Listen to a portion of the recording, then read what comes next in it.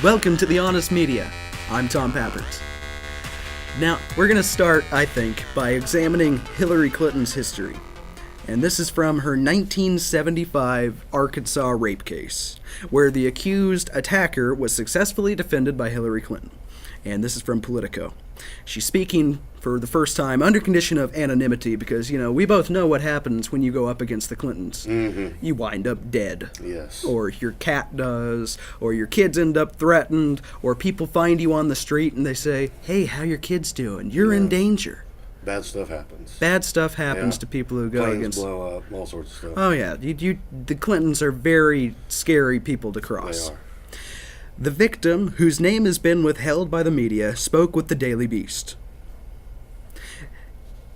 The man who raped her pleaded for a lesser charge, with reduced sentence for time served. There was never a charge against a second subject believed to have taken part in the crime. And the victim says this: "Hillary Clinton took me through hell.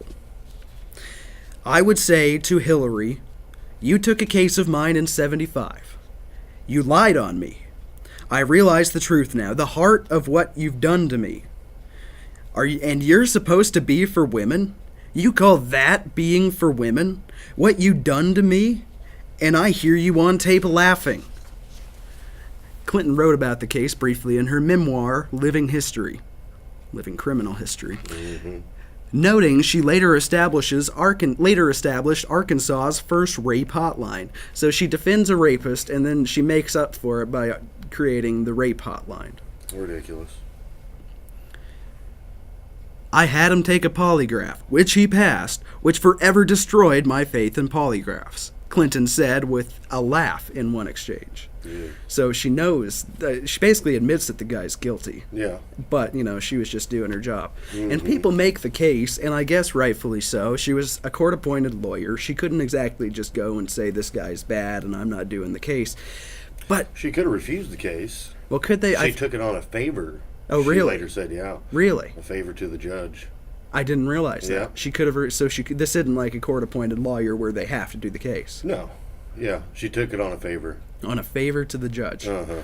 So the Clintons have been connected since day one, in other words. Oh, yeah. And, this is like around the same time when she was taken off the Whitewater case. Or the Watergate case. Because, it's just, well, we can't have this crazy woman on there. She's immoral. She's corrupt. Who knows what she'll end up doing. She'll get our case thrown out, and we'll have a President Nixon for another several years. And these are the same type of intimidation tactics. I mean, it just shows she's been doing this since 1975. Yeah. So, when Juanita Broaddrick, the most famous rape victim of Bill Clinton, says that she was intimidated, that she was threatened, we have, good reason to believe it. She's a pro. She's been doing this professionally since the 70s. Mm-hmm. It's 45 years of rape. And this is Juanita Broaddrick in her first media appearance in nearly a decade from Breitbart. "I think she, Hillary Clinton, has always known everything about him. I think they have this evil compact between the two of them, that they each know each other and what the other does and overlook it, and go right on and cover one for the other." Broaddrick said she almost died 2 months ago when she saw a Clinton campaign ad in which Hillary insisted all women must be sided with if they accuse men of sexual assault. Mm-hmm. And that is the most hypocritical thing. She was talking about, and you and I both think it's a crock. These college campus rape cases, where now if a woman has a drink, all of a sudden she's incapable to making a decision. Yeah. Or if a woman has sex and later she decides she didn't like it, then it's rape after the fact. Mm-hmm. Yeah, which is wonderful. "You have the right to be heard. You have the right to be believed. We're with you," Clinton said, which addressed every survivor of sexual assault.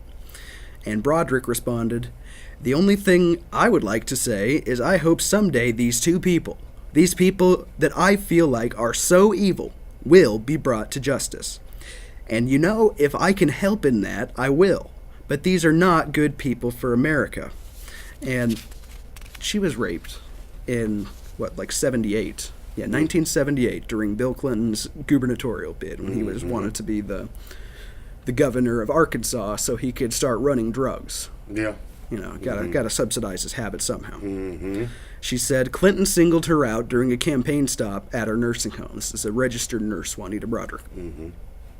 He would just sort of insinuate, when you're in Little Rock, let's get together. Let's talk about the industry. Let's talk about the needs of nursing homes. And I was very excited about that. So on the face, that seems normal, right? Yeah. That's what politicians do. Yeah, come on down. We'll talk. See what we can do. They talk to their constituents. Yeah. Uh-huh. We get people in the station all the time. We talk to our general manager. We've had Huelskamp. We've had Pompeo. That's what you do as a person running for office or a person in office. You talk to your constituents. Yep.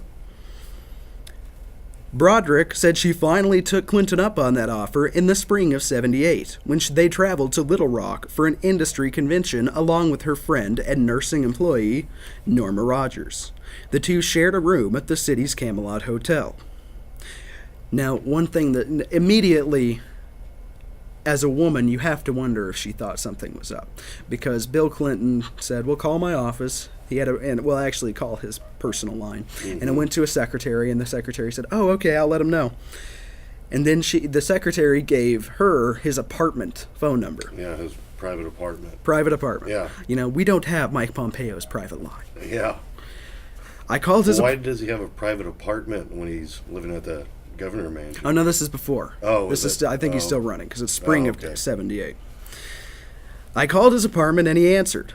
And he said, well, why don't we meet at the Camelot Hotel coffee room, and we can get together and talk. And she said, that would be fine.